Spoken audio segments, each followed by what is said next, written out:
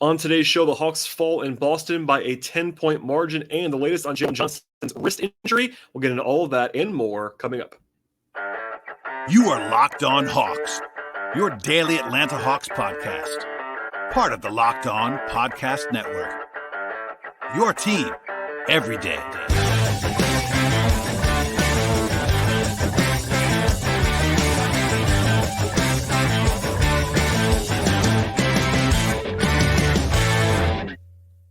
Hello, friends. Welcome to episode 1597 of the Locked On Hawks podcast. I am your host, Brad Rowland, coming to you on a Sunday evening into Monday. And today's podcast is brought to you by FanDuel. And right now, if you're a new customer, get $150 in bonus bets with any winning $5 bet. That's $150 in your pocket if your team wins. Visit FanDuel.com/lockedon to get started. Also, at the top of the podcast, I should tell you to make us your first listen each and every day here at Locked On Hawks, and also plug the show from last night, which was a fun conversation about the Hawks-Wizards game, with the exception of Jalen Johnson's injury, which we'll come back to later on. It's been very busy on this podcast in recent days, and please subscribe to the show anywhere you get your podcasts, places like Apple and Spotify, as well as YouTube on the video side. And today's show, we'll be diving into what became a 113-103 road loss for the Hawks up in Boston, their first time playing against the Celtics since last year's 6-game playoff series, which of course went in Boston's favor. This is the Hawks losing for the first time in 3 games and now falling back to 8-8 on the season. Atlanta, coming into the night, was a significant underdog in this game, about a 7.5-point underdog, according to our friends at FanDuel. Even if, and I would say even with, Boston playing without 2 of their key guys in Porzingis and Drew Holiday, but with no Jalen Johnson for the Hawks. And I would say, importantly to keep in mind always on this kind of stuff, because it gets glossed over sometimes in certain corners of the basketball internet, a very, very difficult schedule situation for the Hawks in this game. A back-to-back with travel from Washington to Boston, an early tip-off on Sunday as well, so even less rest with a 6 o'clock start. And Boston had not played since Friday afternoon, so they had full rest at home. And look, Boston's really good. Even without 2 key guys, Boston has the best record in the Eastern Conference this season. They are unbeaten at home this season, and that goes back to last year too. They were awesome at home last year. So all that said, like, the loss here is not particularly surprising, nor is it particularly damning in my opinion. But we'll talk about all of what transpired in this game, as we always do. Again, the Hawks were 7.5-point underdogs, lost this game by 10 points. They were basically within 8 to 12 points for the entire fourth quarter. So it was basically exactly what the projections indicated in this game, with a little bit of changes on the margins, of course. And by the way, at the end of this podcast, the last third of the show or so will be dedicated to Jalen Johnson, who got an injury update today on the podcast. We'll talk about his impact and basically him not being there and the impact that it has about the game as well tonight. And then we'll come back at the end of the podcast, talk more about Jalen. So stay tuned for all of that at the end of the show. But first, we'll dive into the game itself. And while there is a lot of discussion, and I'll have some of it coming up in a second, about the defense and particularly the defensive glass in this game, because it was pretty bad on that side of the floor at times in that one particular area, for me, this game was lost by the Hawks on offense. They had a 104 offensive rating in this game. Look, Boston is very well coached. They're very good defensively. They executed at a very high level, but they were not their best without Drew and Porzingis. And look, 104 is not going to be enough for the Hawks to win most games this year. This is an offense-first team. I would even argue even more so without Jalen Johnson, an offense-first team. And the Hawks need to score at a much higher clip per possession than they did in this game in order to win, especially against a team like Boston, who's very, very good, of course. And look, without a three-point line, the Hawks would have been totally dead in the water. They actually shot 19 of 53. They made 19 threes in this game and lost by 10 points. That is the Hawks' season high in three-point makes in a game. And if all you knew about this game coming in was the Hawks were going to make 19 threes, I would have felt pretty good about it. But nothing else really went well. But I'll say this. They only shot, I should say, in quotation marks, 36% from 3 in this game. That isn't special, but they did outshoot Boston. And again, they made the math work because of all the attempts. So again, a season high in makes, and the most three-pointers attempted in a game by the Hawks since December 10th of 2019. So they were bombing in this game. And that's what Clint Capela wants in a lot of ways. And look, they kind of had to, because nothing else was happening on the positive side of this game offensively. The Hawks made more threes than twos in the whole game. And that was the first time the Hawks have done that in about 2.5 years. They shot below 50% on twos, only had 34 points in the paint in this game, and had basically nothing going to the rim throughout the contest. They actually made shots at the rim. They were 8 of 10. But 10 shots at the rim, according to Cleaning the Glass, is a comically low and bad number. They did take 25 non-rim twos, according to Cleaning the Glass. That's shots in floater range and long twos. They did not shoot well on those shots at all. Part of that was Murray had a really rough night. He was probably the worst culprit across the board on offense for this game for the Hawks. But they had more turnovers, 16, than assists, 15 in this game. They missed 7 free throws, although 4 of those were Capela, but still, like, it's still not, Trey missed 3 free throws in this game, something he doesn't usually do. They did pretty well in transition along the way, but they just didn't have the dynamism in this game. Look, it was more than one guy for sure, but on a night where Deonte Murray goes 2 of 13 and basically just does nothing for you offensively without Jalen Johnson, Saddiq Bey was just middling. The centers did very little on offense in this game. It was really a 3-man attack for the offense, and those 3 guys played so well that it was they were able to kind of stay in touch. But the Hawks have had kind of been predicated this year, in addition to having Trae Young, who's an awesome offensive initiator. They've been really good with balance this year. They've actually had several games where they had 6, 7, even 8 guys in double figures. And tonight, that number was 3. Now, granted, those 3 guys all had 23 points or more, but there was very little balance in this game. It was those 3 guys and very little else. We'll have more stats on that later on in the podcast. But look, offensively, they were the problem on offense in this game. Not those 3 guys who shot the ball well in this game, but the Hawks are an offense-first team. I know I always say that. It's repetitive. I get that if you're a listener to the show every single day. But when you remember that, this is a team that has to win on offense. That's the way they're built. That's the way their talent leans, especially without Jalen Johnson. And they just could not score at a high enough level in this game, despite the fact that they shot pretty well on threes. Nothing else went well for the Hawks on offense. Defensively, I would argue they did their job on the whole. Again, there are specific things to sort of go into that. But they had a 113 defensive rating. That isn't great, but that is perfectly fine, especially in the context of a road game against Boston on a back-to-back. Like, again, if you offered me that number with no other context coming into the night, if I was the Hawks, I probably would have taken it, because normally the Hawks score more than that per possessions, even against a good defense. They held Boston in check the second half, especially. They held them to 44 points after halftime. They forced turnovers after halftime, and I thought they legitimately stiffened in the second half defensively. Now, Boston missed some shots too, which is always part of the deal in the NBA. Teams make shots no matter what. But the biggest issue defensively was the glass. So I teased this earlier, but the Hawks gave up 18 offensive rebounds to Boston in this game. Boston had a 35% offensive rebound rate. So for some comparison, if you don't know that number, like a really, really good team on offensive rebounding has about a 30% offensive rebound rate. 35% would be like league leading number, and that's where Boston was in this game. And that's where actually they kind of slowed down a little bit in the fourth quarter. It was above 40 for most of the game. That was really the only area, if you look at the stat sheet or even with the eye test, that Boston really, really excelled on offense in this game was the glass. And that led to an overall possession advantage for the Celtics, which certainly was part of the why this game broke the way that it did. We'll come back to it later, but there was a defined split as well in Atlanta's rebounding with Capela versus Okongwu on the court. I actually thought, this is actually a key point to keep in mind, because I'm going to rail on Okongwu's rebound a little bit later on in the podcast, but I thought Okongwu was probably better than Capela on the whole in this game. Now, when I say that, the Hawks could not get a rebound with Capela off the floor. In fact, the numbers are as stark as they possibly could be. With Capela on the court, the Hawks had an 81% defensive rebound rate. That means they grabbed 81% of missed shots by the Celtics with Capela on the court. That is an elite figure. That is a beyond league-leading, awesome defensive rebound rate. All right, keep that in mind. With Capela off the court, meaning Okongwu was on the court, the Hawks had a 50%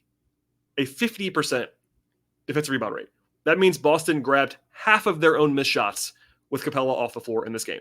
And that is like league worst by a million level. So it isn't that simple, but in this game, it kind of was. With Capela out there, they were good in that area. With Capela off the floor, they were bad in that area. And that's been a problem for a long time. This is obviously the outsized version, but Capela's a great rebounder. Okongwu really isn't at center. And this is an area where I want to stop right now.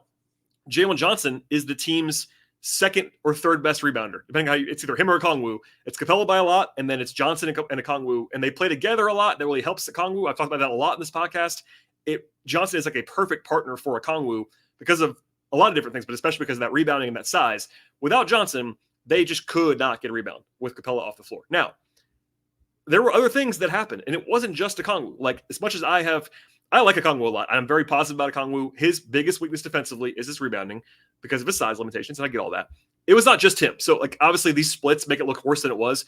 He was doing his job in a lot of possessions. If you watch the game back, and I have now watched the game again a second time, a lot of it, at least part of it, was not on him. There was not a lot of help around him. Again, no Johnson being there. They're very small on the perimeter now. everywhere, basically. But it was still kind of stark, and the eye test matched the stats and all that stuff. But like I said, the Hawks did a pretty good job overall in this game defensively. Those extra possessions definitely hurt them, but they held Boston to below average shooting. They didn't really foul a lot.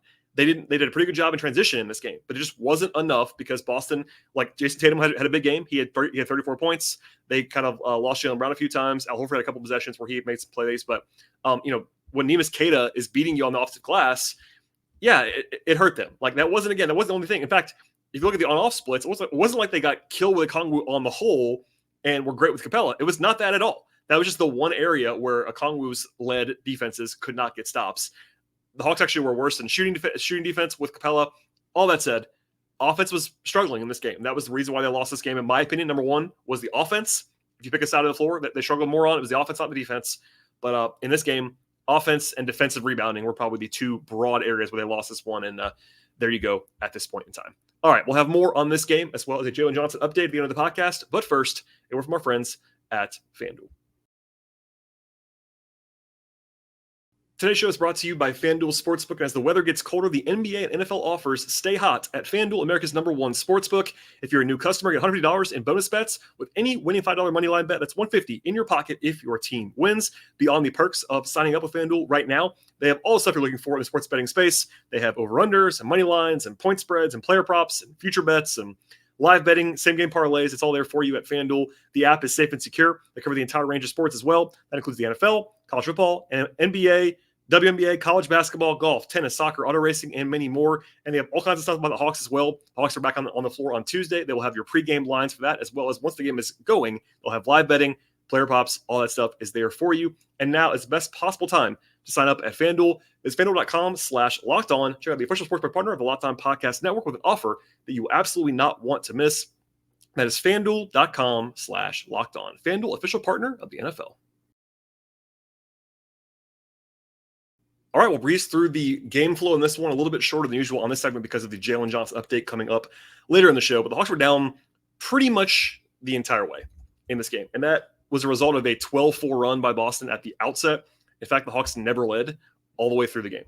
So that tells you a little bit about the way this game flowed. It was never out of control, but they were never in control either. It was kind of ironic. The Hawks turned the ball over only twice in about 2.5 quarters on Saturday. And tonight, they turned the ball over twice on 2 possessions to begin the game. They also missed 5 of their first 7 shots. They've been a nice run in the first quarter. Capela had 2 big blocks in the same possession to kind of end that run, and then Trey got loose a little bit with his shooting. A lot of focus on the rotation in this game with Jalen out. Sadiq Bey had 2 fouls in the first 3 or 4 minutes and actually came out of the game. AJ Griffin came in earlier than usual, and he was the first sub in this one. He came out a little bit later than that when Bogdanovich came in the game. But generally speaking, it was kind of what I expected it to be rotationally without Jalen. 9 guys played, the core 7 that always play when you factor in Jalen being the 8th. And then they played Griffin and Wes Matthews. And that's probably what I would have guessed would have happened in this game. AJ played 12 minutes. Wes played 8 minutes, actually left the game. I'm not really sure why at this point, no update there. But they basically played 48 minutes of either DeAndre Hunter or Sadiq Bey at the power forward spot, which we'll come back to later on in the podcast when we talk about Jalen. But it's kind of what they have to do right now, given their available talent. There was a rookie official in this game that I know my friend Bob Rathman was noting on the Valley broadcast was not popular on the court. He gave a couple technical fouls early on this game against the Hawks. Atlanta was down by 12 in the first quarter, as many as there. They actually hit 5 threes, as they did a lot in this game. Trey had 13 in the first quarter. They did have a couple runs early on. Again, it was Bogey and it was Trey flying around, making shots. I thought Wes Matthews gave them good minutes in the first half. He was pretty physical without actually fouling.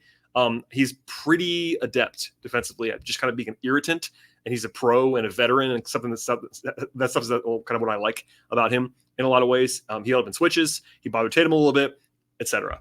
They were down again 12. They gave up an 8-0 run in the middle of the second quarter after some defensive communication problems. They had a couple like small action problems against Boston's defense on the perimeter. Sorry, Boston's offense on the perimeter. It was unclear what Dejounte was doing a few times. And same for Sadiq Bey. Those guys were probably the weakest links defensively when they were out there at different times. And I thought Tatum got loose a little bit when Wes Matthews was not on him in the first half. They were down by 17 at one point in the first half, down 16 at the half. And look, it's a bad sign when the Hawks make more threes than Boston in a half and lose by 16. That's really tough to overcome.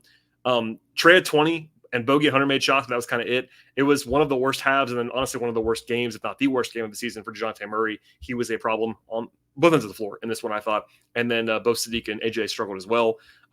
Look, being down 16 at the half on a back-to-back against Boston, they could have lost this game by 30. Like in the NBA, sometimes teams will roll over at that point in time. That did not happen in this game, which is a credit to the Hawks. I should just note that now. Anyway, they were still down 20 early in the third quarter. There was an awful possession with about 10 minutes to go in the third quarter where the Hawks turned the ball over on offense by throwing the ball out of bounds. It was a dead ball turnover. And then there was a normal delay to have the ball thrown in. And the Hawks were just, for whatever reason, just digging back on defense. And they allowed an open dunk. And that just can't happen. That's one of those mental fatigue things. I know Quinn talked about that after the game. It's more mental fatigue than physical sometimes on back-to-backs. And that's certainly seemed to be the case at that point in time. The one big run the Hawks had in the third quarter was a 16-3 push to get the lead down to 6. There were 4 threes in that run. Bogey and Hunter leading the way there. They had a 5-point possession with the help of a clear path foul at one point. This is a crazy set of stats. So at one point late in the third quarter of this game, the trio of Trae Young, DeAndre Hunter, and Bogdanovic were 20 of 33 from the floor and 15 of 24, which is 60% or so, from three-point range, right? Bogey made his first 8 shots, had 23 points on 8 shots. So all that said, those 3 guys were unconscious, right? Everyone else on the team at that point was 6 of 30 from the floor, 20%, and 1 of 14 from 3. So if you want to know how just heavily reliant they were on 3 guys, there's your stat for the night. The Hawks were kind of substituting a lot. They were still down by 20, but got it down to 8 at one point. They took 18 threes in the third quarter alone. That was the most in the quarter all season long. Bogey and Hunter actually outscored Boston in the third quarter, 22-21. That's pretty impressive. It was back and forth the entire way. And actually, the fourth quarter, for as much as this game was kind of close, there were basically no fireworks in the fourth quarter. It was kind of weird. In fact, the Hawks trailed by between 8 points and 14 points the entire fourth quarter. There was never a run either way. It was just that exact window. It was more stark. The Hawks were down by between 9 and 11 points for 5.5 minutes in the middle of the quarter. Nothing happened in the fourth quarter. It was just back and forth, back and forth, back and forth. They actually closed with the Kongu play in the final 16 and a half, 17 minutes. They definitely tried to win this game. They pushed hard. Bogey played a lot in the second half. Hunter played a lot in the second half. Trey played a lot in the second half. I think actually Trey, Hunter, and Kongu all played the entire fourth quarter. They were trying to win this game and push really hard. They got to 8 in the last minute or so. It just never got close because they just couldn't string shots together, because offensively it was as it kind of went the entire game. Actually, the fourth quarter was 21. It was 23-21. It was pretty ugly basketball in the fourth quarter. The Hawks did well defensively. They could not make enough shots, and kind of the magic from earlier in the game of Trey and particularly Bogey. Those 2 guys were so hot early on. They both cooled off a little bit, especially Trey in the second half, and no run was coming for Atlanta. All right, before we get to Jalen, I'll talk about the player stuff in this game real quickly here. 9 guys appeared, which I talked about earlier. Wes Matthews, 8 minutes, 2 points. Good defense, but he was just fine. I think you'll see him a lot. In fact, they paired him extensively with Sadiq Bey. So when Hunter was off the court, they tried to put Bey out there with Wes, which I actually like that idea, because Wes Matthews, while he's not tall, is the most physical and strong of their wing defenders other than Hunter and Bey. So given how small they are, and they are very small, which we'll talk about again in a second with regard to Johnson, I think the recipe of when Hunter's not out there, who's their best defender on the wing right now, at least getting Wes out there with Bey is all they can do at this moment in time. So that was at least notable to me. AJ Griffin actually had a weird night. 12 minutes, his most in a while, did not score. 0-5 from the floor, 4 rebounds and an assist. Actually was +7 in his minutes. Kind of funny. He actually had at least 2 big rebounds. I thought they were notable. I think he competed defensively, which is usually his problem. The shots will fall for AJ. I don't really worry about that. I think that he will play consistently with Jalen out of the game. He'll make more shots than this. It was just kind of a weird up and down game for him. Okongwu, again, played the most minutes at center in this game, 27, 4 points only for him, 3 rebounds, 2 steals and a block. I thought his all-court game was pretty good, actually. But offensively, there was just nothing around the rim for this team in this game. And then on the glass, which we talked about earlier, just, again, 3 rebounds for him individually is not great in 27 minutes, and the team got murdered on the glass when he was out there. But I think, again, the numbers were actually better with Okongwu on the whole for the team. On defense, which is kind of funny, you would expect that after all that I talked about with the rebounding, Capela and Okongwu were equally, the lineups, I should say, were equally bad on offense with both guys on the court. It was actually the defense. They got more stops because basically what it comes down to, Boston made more jump shots when Capela was on the court, and when Okongwu was on the court, they missed more shots and got all the rebounds. So that's the short version. Bogey was the most productive bench player in this game. 23 points. He actually made his first 8 shots, missed his last 4. So he definitely cooled off. He was 7 of 10 from 3, though, 7 rebounds. Can't really ask for much more from that from Bogey. He was unconscious in this game for a large portion of it. Again, he had 23 points on his first 8 shots. Hard to do. To the starters quickly here. Capela, 4 points, 8 rebounds, had 2 blocks and a steal. I think defensively he did his job in this game. Offensively, it was not very good from Clint. Missed 4 or 5 shots around the rim. I think at least 2 of those were like just tip-ins kind of things. Missed 4 free throws as well. So he didn't play very well. I didn't think. I thought he gave him good minutes at times in the first half. He didn't play much at all in the second half, actually. They rode the Kongu for a long period of time. But it was clear on the glass that they kind of had to have Clint. I thought he played pretty well defensively at times, but offensively it was a rough one for Clint. And that kind of led to, again, less spacing, all that stuff. Saddiq Bey was rough. Game worst, minus 16, 7 points, 8 rebounds. No turnovers is solid, but offensively, he didn't give them a ton. And defensively, it continues to be really kind of a mess. I don't mean to bang on this drum too much, but Bay's defense has been a struggle this year, and it will continue to be, it seems like, at this point in time. Positively, DeAndre Hunter had 24 points on 16 shooting possessions, hit 5 threes. He has shot the ball well now twice in a row. I thought he played well in both games this weekend after some struggles before that. So he's never been consistent. That's been the case so far this season, but I thought he was good in this game and was definitely helpful. Defensively, he was okay, I would say. Not great, but I thought he did his job and played 40 minutes. And look, that's going to happen a lot. Without Jalen Johnson, he's going to have to play a lot of minutes, and he will, and hopefully he'll be able to hold up through all of that. To the backcourt, Deonte Murray, I'm going to not pile on, but I thought he was pretty flat out awful in this game, offensively and defensively. It was not only the missed shots, and look, he was 2 of 13 from the floor, 0 of 6 from 3. He had 6 points in this one. I believe, he is 12 of 48 from the floor and 4 of 20 from 3 in the last 3 games. It's worth noting that DeJounte did get banged up and was on the injury report a few days ago with a right quad contusion. He ended up playing in that game against Brooklyn. I wonder if it's bugging him still. I don't know that to be sure, but the timing of that is curious because he's had his 3 worst games of the season probably in the last 3 games, and those were the 3 games after that injury popped up. So that's not an excuse. It's just kind of something I wanted to at least throw out there and note. But, man, he was really bad in this game. Defensively, too, not attentive. He didn't really create havoc. He did have, I believe, no steals for DeJounte. He's not a great sign usually. He just didn't have anything going in this one. I don't mean to be negative, but if he plays an average game, the Hawks are right there. He was that bad, and I stand by that. And then Trey, kind of a tale of 2 halves. He had 20 in the first half and was very efficient. Second half, cooled off quite a bit. He's still been really good from 3-point range recently. He's 24 of 48 from 3 in the last 4 games. Even after he missed some in the second half tonight, he was 6 of 16 from 3, which is actually fine. That's a lot of 3-point attempts, but that's a good enough ratio of making them. And I thought Trey played well. He wasn't as good as he was on Saturday, I didn't think, but had 33 points, 7 assists. He was not the problem in this game, let's just say. So all that said, again, I stand by it. Offensively, it was the problem in this game. They just could not score at a high enough level against a team that was missing 2 of its better defenders. But all told, a tough spot at the very least for the Hawks. I know folks and I always hear from fans that don't want to hear about schedule stuff.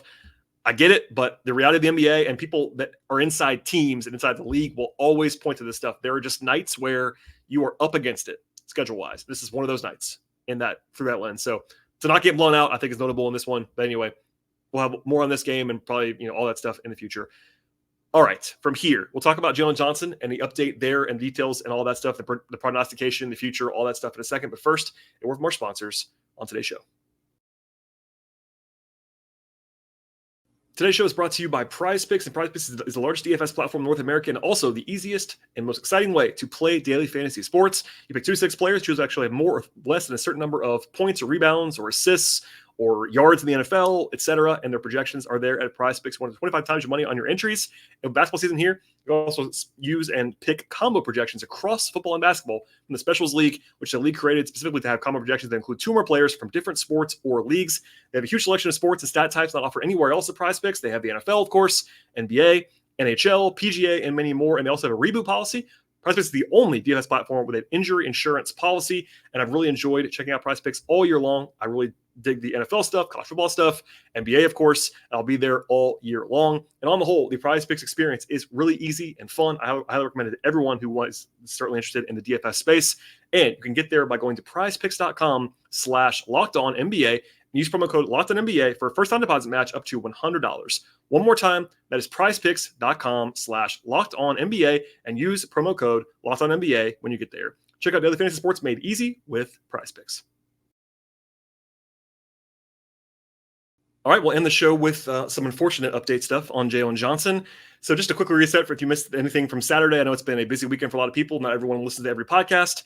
On Saturday, Jalen Johnson suffered a left wrist injury in the first half against the Wizards in DC. It is his non-shooting wrist, his left hand, which makes it a little bit easier on the bright side, but it did not look great. He was clearly in pain.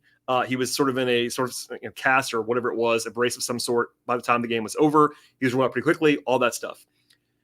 Fast forward to today. So Sunday, late morning, early afternoon, Shams Charania reported of The Athletic that Johnson is, quote, expected to miss 4 to 6 weeks, end quote, citing sources. He went on to report that the tests showed no fracture, which turned out to not be accurate. So keep that in mind. That was not an accurate report from Shams. He did report that there would not be surgery for Jalen. Keep that in mind. He framed it as a best case scenario. I'm not sure I would say that, but I do think it's a very positive scenario, especially when you factor in what the results could have been after how bad it could have just been, a multi-month season kind of challenging injury. So later, I'd say probably 2 hours later, the Hawks finally officially gave their prognosis on Jalen. So the Hawks announced that after an MRI and after an X-ray, he's been diagnosed with, quote, a left distal radius fracture. So Shams' assertion that it was not a fracture was not correct. It is a radius fracture for Johnson. The official timeline from the Hawks is 3 to 4 weeks before reevaluation. So that's sort of a meme at this point in time. But as I always say, reevaluation does not mean return. So do not just start setting your alarm for 3 weeks from now. That's reevaluation. That's the next time he'll actually be looked at. He'll probably be casted up or bandaged, however you want to say that. I have a suspicion that whoever told Shams the info that he gathered has the projected timeline from the Hawks of 4 to 6 weeks. The Hawks always list reevaluation timelines, or at least almost always. But again, the on the record reevaluation timeline is 3 to 4 weeks. Keep that in mind. I'll say this. This is really good news. Is it not maybe the 100th percentile outcome? Maybe not. But as far as it is definitely an above average outcome based on how it looked and how it felt on Saturday night. With that said, 4 weeks is a long time. 4 weeks would be like mid-December. The Hawks play twice in Toronto in mid-December, then they play against Cleveland on the 16th, and they have a home game on the 18th against Detroit. That's a lot of games in between now and then. 6 weeks would be January 7th. That's a game against Orlando. The Hawks do have a 5-game homestand in the middle of January, to keep that in mind. And look, I will always be skeptical of timelines. I've been covering this sport and this team for long enough that you should not just expect a guy to be back in exactly the time frame. But the only thing that I am confident in right now, today, is that it's going to be at least 3 weeks. Obviously, I would expect it to be more than 3 weeks, but that's the absolute bare minimum by all indications at this point in time. So again, not a not 3 months, not 4 months, not 5 months, not season ending. All that's positive, but it's going to be a while. And the Hawks, as we saw tonight, and you don't want to overreact to one game. I had a lot of these notes written down before the game started tonight. They're going to miss Jalen Johnson. That's not really a breaking news topic, but there you go. So rotationally, while he is out, I think we kind of saw obviously the majority of what's going to happen in the game tonight. It's one game. You don't want to overreact to that. And Hunter played 40 minutes. Is probably a little bit aggressive. He won't play 40 every night. This is a Boston matchup that gave the Hawks fits. And I would have said this is a really bad time to be without Jalen Johnson, that one game in particular, because Boston is based heavily on their perimeter guys and their big wings. And that's obviously a spot where Jalen would have helped. But you'll see a lot of Hunter. He'll play as much as he possibly can, I would imagine, between now and Jalen's arrival. And I think, as we saw tonight, you'll probably see 48 minutes in most games of Hunter or Bey on the court at all times, because they have to have someone to play the power forward spot. They don't have a lot of depth there. That's an area where the Hawks, unfortunately, don't have a ton of depth. Like, they don't really have a third power forward.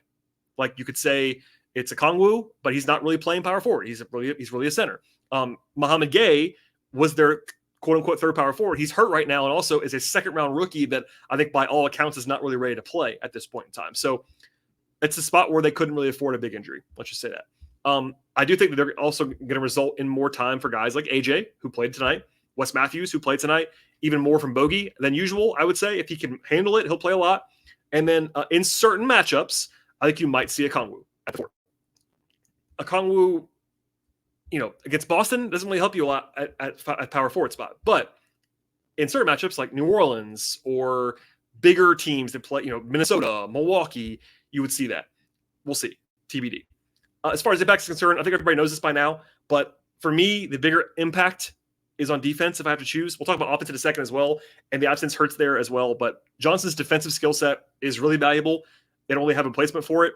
I think some fans overrate how good he is in certain areas, like as a stopper right now against like wings and perimeter guys, but he's definitely great athleticism-wise. He's a good rim protector from the backside. He's an excellent rebounder at the power forward spot, which came up tonight, obviously. I think he helps the Kongwu there a lot with that. I think a lot of guys, again, who are in line for more minutes are not great defenders.